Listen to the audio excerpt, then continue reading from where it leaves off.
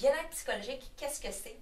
En fait, c'est défini comme une expérience positive et subjective, évidemment, par rapport au travail, qui fait en sorte qu'une personne va amener à exprimer le meilleur de lui-même.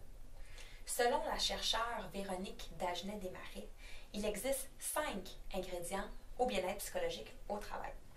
Le fait d'avoir des relations interpersonnelles positives, tant avec notre patron que nos collègues, par exemple.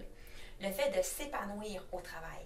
Donc, avoir un travail qui a un sens pour nous, dans lequel on sent qu'on a accompli quelque chose de stimulant. Troisièmement, le fait d'avoir un sentiment de compétence, donc sentir qu'on a les capacités, les aptitudes, les habilités pour être capable de réaliser les tâches qui nous sont demandées. Le fait d'avoir de la reconnaissance au travail, donc tant par l'organisation, par nos collègues, que par notre supérieur immédiat, évidemment.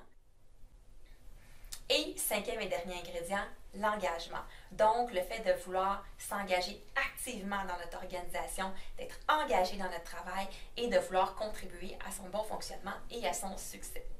Idéalement, quand on parle de santé psychologique au travail, on cherche à atteindre un certain déséquilibre, si on veut, entre des aspects positifs au travail qui vont prendre beaucoup plus de place et les aspects négatifs qui vont, on l'espère, prendre moins de place. L'approche d'intervention devrait s'orienter autour de 3 éléments. Le fait de miser sur le bien-être, le fait de favoriser une prise en charge collective et le fait d'outiller les gestionnaires.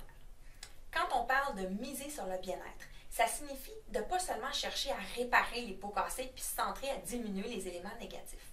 On veut aussi poser des actions qui vont favoriser l'émergence du bien-être psychologique des employés et donc qui vont se concentrer sur l'émergence des 5 ingrédients au bien-être psychologique au travail.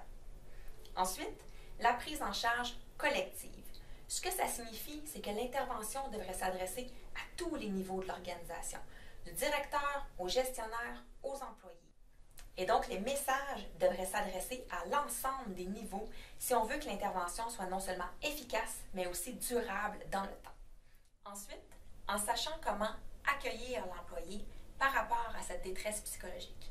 On ne demande pas aux gestionnaires de devenir des psychologues, mais c'est important qu'ils sachent comment accueillir un employé qui est en situation de détresse psychologique et qu'ils sachent surtout comment le référer à des bonnes sources qui vont pouvoir l'accompagner à travers cette difficulté-là. 3e élément, c'est important que les gestionnaires sachent comment intervenir sur les conditions de l'environnement de travail sur lesquelles ils ont une influence.